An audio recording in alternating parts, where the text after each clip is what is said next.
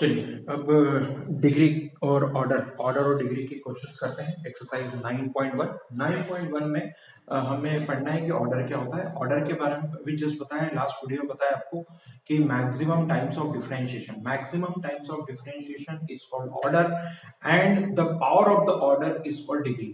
जो ऑर्डर के ऊपर जो पावर होती है उसे हम डिग्री कहते हैं। अधिकतम अवकलज को हम कोटि कहते हैं। कोटि के ऊपर जो घात होती है उसे हम अवकलन की घात कहते हैं। तो हिंदी में भी समझा दिया, इंग्लिश में बता दिया, तो इंग्लिश में लिखना समझना बहुत आसान है। मैक्सिमम टाइम्स ऑफ डिफरेंशिएशन, अधिक से अधिक बार जितना डिफरेंशिएशन किया है उसे हम ऑर्डर बोलते हैं, और उस ऑर्डर के ऊपर जो पावर होती है उसे डिग्री बोलते हैं। चलिए तो क्वेश्चन नंबर पहले सेकंड देखते हैं। सेकंड देखिए पहले क्वेश्चन एक्सरसाइज 9.1 का y डैश का मतलब होता है dy by dx प्लस 5y इज इक्वल्स टू 0। इसमें डिफरेंशिएशन एक बार है इसलिए ऑर्डर है, और इस ऑर्डर के ऊपर पावर कितनी है 1, उस ऑर्डर के ऊपर पावर कितनी है 1, उसे हम बोलते हैं डिग्री। इसके ऊपर पावर देखना, पावर 1 उसे हम बोलते हैं डिग्री। ओके, इधर देखते हैं क्वेश्चन नंबर थर्ड में। यहाँ पर डिफरेंशिएशन एक बार है, यहाँ पे डिफरेंशिएशन दो बार। तो दो बार differentiation, maximum times of differentiation कितनी बार है, दो बार। दो बार डिफरेंशिएशन है तो दो बार डिफरेंशिएशन, तो अपनी डेफिनेशन क्या है, maximum times of differentiation is called order. तो ऑर्डर क्या होगा 2। जो ऑर्डर होता है उसी के ऊपर पावर देखना है। ऐसा नहीं कि ऑर्डर इधर देखा पावर इधर देखा, ऐसा नहीं चलेगा। जो ऑर्डर है उसी के ऊपर पावर देखना है। इस ऑर्डर के ऊपर अगर हम पावर देखें, पावर कुछ नहीं है 1 है, ठीक है, यस। तो डिग्री 2 हो जाएगी, और सॉरी ऑर्डर हो जाएगा 2 और डिग्री हो जाएगी 1। तो याद रखिए जिसकी डिग्री 1 होती है उसे लीनियर बोलते हैं, रैखिक बोलते हैं। याद रखिए डिग्री 1 है लीनियर, जिसे बोलते हैं लीनियर डिफरेंशियल इक्वेशन। ओके, जिसकी डिग्री 1 होती है, डिग्री 1 होती है उसे हम लीनियर बोलते हैं। चलिए तो मालूम पड़ गया ऑर्डर और डिग्री क्या। अब चलते हैं इधर, कुछ क्वेश्चंस आपके लिए रखे हैं। क्वेश्चन में सेकंड, फोर्थ और 11। फोर्थ क्वेश्चन देखिए, फर्स्ट क्वेश्चन देखिए। फर्स्ट क्वेश्चन में यहाँ पे 4 बार डिफरेंशिएशन किया, इसका मतलब ऑर्डर तो हो गया इसका 2, सॉरी ऑर्डर हो गया 4, पर डिग्री डिफाइन नहीं। सर क्यों डिफाइन नहीं है? क्योंकि sine y triple dash, y triple it is not defined, ये डिफाइन नहीं है, तो हम इसका फाइंड आउट नहीं कर सकते हैं, इसका ऑर्डर फाइंड आउट नहीं कर सकते हैं।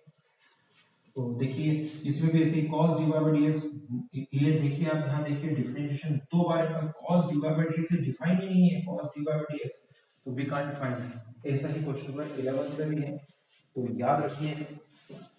तो फर्स्ट क्वेश्चन में क्या है, highest order derivative which occurs in the given differential equation is y triple dash, ठीक है, therefore its order is 4 times, okay, and the sign occurs in the differential equation, therefore its degree is not defined, इसकी degree define नहीं है। तो order तो मालूम है, तो ये चीजें समझ में आ गई। क्वेश्चन नंबर 11 में भी ऐसा ही है। क्वेश्चन नंबर 11 देख लीजिए। 11th क्वेश्चन में क्या बोला, since sin dy by dx occurs in differential equation, okay, sin dy by dx आ रहा है डिफरेंशियल इक्वेशन में, therefore its degree is not defined, इसकी डिग्री डिफाइन नहीं है। तो बताइए 11th का कौन सा आंसर करेक्ट होगा? D D D answer correct. 11th का ऑब्जेक्टिव है, डी आंसर इज करेक्ट। क्यों? क्योंकि sin dy by dx से डिफाइन नहीं है, इसलिए इसका करेक्ट ऑप्शन हो जाएगा ऑप्शन नंबर डी। ऐसे ही क्वेश्चन नंबर 12 देखिए। क्वेश्चन नंबर 12 में मैक्सिमम डिफरेंशिएशन कितनी बार है? दो बार है। The order of the differential equation दो बार है, तो साफ साफ मालूम है इसका आंसर आ जाएगा एक।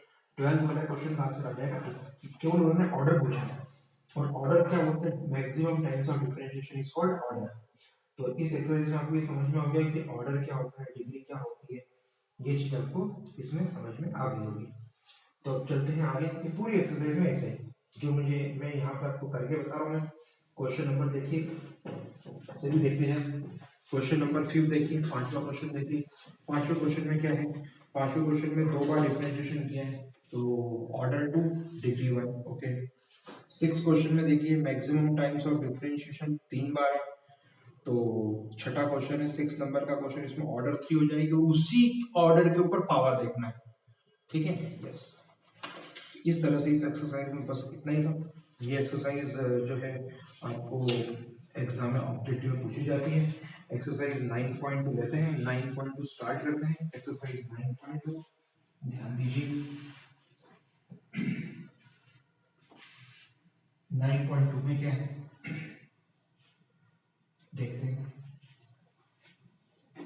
9.2 में हमने बोला है y is equals to y is equals to e to the power x plus 1 और ये है y double dash minus y dash is equal to 0। इसका मतलब है d2y by dx square minus dy by dx is equals to 0। ये आपको proof करना है। इसका मतलब क्या है, ये डिफरेंशियल इक्वेशन है, ये इसका सॉल्यूशन है। आप ऐसे भी चल सकते हैं, सॉल्यूशन से इसकी डिफरेंशियल इक्वेशन भी आप बना सकते हो। तो आपको बताना है, आपको चेक करना है, आपको बताना है ये कोरस्पॉन्डिंग उसकी जो है डिफरेंशियल इक्वेशन है, इसका मतलब ये सॉल्यूशन है। तो सॉल्यूशन और डिफरेंशियल इक्वेशन कैसे करेंगे, बोर्ड पर जरा ध्यान दीजिए। फर्स्ट टाइम देखिए, बोर्ड पर देखिए। पहले हम इसको dy by dx निकालते हैं। dy by dx is equals to number 1 equation हो गई e to the power x plus 1। दूसरी बात करते हैं d2y by dx square is equals to e to the power x। इसकी वैल्यू 0 हो जाएगी। ओके, ये 0 हो जाएगी। तो आपको ये क्लियर मालूम पड़ गया। देखिए दूसरी बार भी क्या, तो यही आ गया। तो d2y by dx square is equals to ये नंबर 2 इक्वेशन है। इसकी वैल्यू क्या है, dy by dx है। dy by dx ultimately d2y by dx square minus dy by dx is equals to 0। इसको ऐसा भी लिख सकते हैं y double dash minus y dash is equal to 0। इसका मतलब ये डिफरेंशियल इक्वेशन है और ये उसका सॉल्यूशन है। उस डिफरेंशियल इक्वेशन का ये क्या है, सॉल्यूशन है। अब सभी क्वेश्चन ऐसे ही करना है। चलते हैं आगे क्वेश्चन की तरफ। सभी क्वेश्चन अब आपको ऐसा लगेगा नहीं कि चैप्टर नंबर 9 और चैप्टर नंबर 5 में कोई डिफरेंस है। ऐसा लगेगा कि हम चैप्टर नंबर 5 ही पढ़ रहे हैं। तो 5th और 9th में ऐसा कोई फर्क लगेगा नहीं। आपको लगेगा क्वेश्चन नंबर 5th भी ऐसा ही है, 9th भी ऐसे ही चैप्टर है। तो शुरू करते हैं आगे। देखिए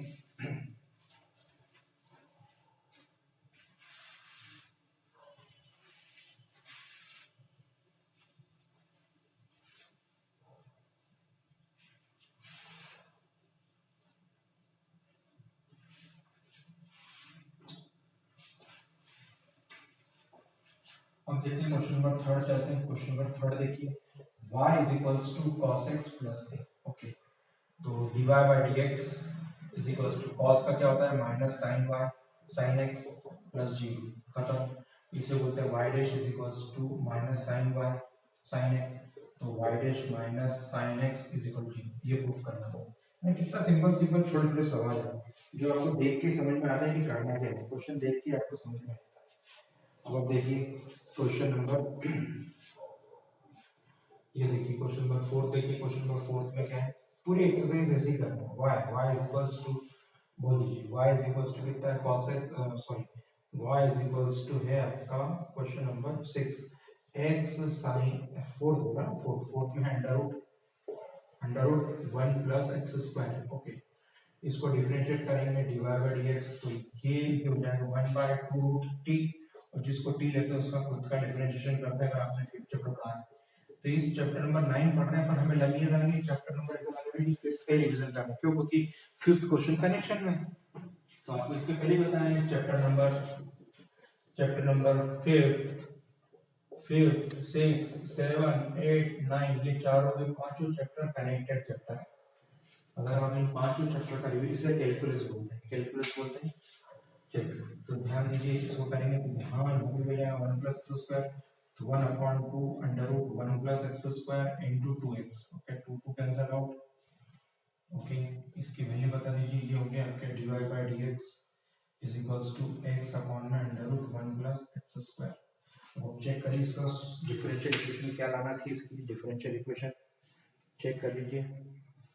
क्वेश्चन नंबर 5 है, इसके डिफरेंशियल इक्वेशन लाना थी 1 प्लस एक्स स्क्वायर। अब ये समझ नहीं आ रहा है ये कैसे हो गया, y कैसे लाएंगे। वेरी सिंपल, ये y की वैल्यू है, ये y की वैल्यू है। तो एक काम करिए, ऊपर नीचे y का मल्टीप्लाई कर दीजिए। y का मल्टीप्लाई y का डिवाइड। ठीक है, तो dy by dx is equals to x y हो गया। नीचे हो जाएगा 1 प्लस एक्स स्क्वायर और इधर ये y की वैल्यू रख देते हैं under root 1 plus X square. ये भी y की वैल्यू है। तो ये हो जाएगा dy by dx is equals to X Y upon में 1+x²। फिनिश। इसे भी क्या जा सकता है, आप चाहे तो इसकी वैल्यू LHS लेकर वैल्यू पुट कर सकते हैं, जैसा आपको कंफर्टेबल है ऐसे ही कर सकते हैं। सब ये पूरी एक्सरसाइज में इसी तरह से आपको करना है। और देख लेते हैं कुछ सवालों को, और देख लेते हैं, देख लीजिए।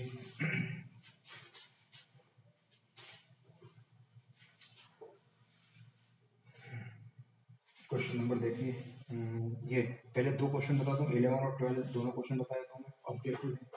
11 और 12 क्वेश्चन में क्या बोला है, the number of arbitrary constant in the general solution of differential equation in fourth order is. Okay, तो क्वेश्चन नंबर 11 में पूछा है कि फोर्थ ऑर्डर का जो है डिफरेंशियल इक्वेशन क्या है, तो इसका आंसर देगा डी। डी आंसर करेक्ट है। क्यों सर, डी की वैल्यू 0 क्यों, सॉरी डी की वैल्यू 4 कैसे आ जाएगी, 4 कैसे आ जाएगी। The number of arbitrary constant in the general solution of the differential equation of nth order is n। जितनी पावर होगी उतने कांस्टेंट आएंगे। पावर कितनी थी, 4, 4 पावर थी तो 4 कांस्टेंट आएंगे, ये बात ध्यान रखना है। अगर nth ऑर्डर है तो n नंबर ऑफ कांस्टेंट है, nth नंबर ऑफ कांस्टेंट आएंगे, मैंने पूछा आर्बिट्रेरी कांस्टेंट्स कितने आएंगे। अगर डिग्री 4 है तो 4 कांस्टेंट्स आएंगे, डिग्री 3 हो तो 3 कांस्टेंट्स आएंगे।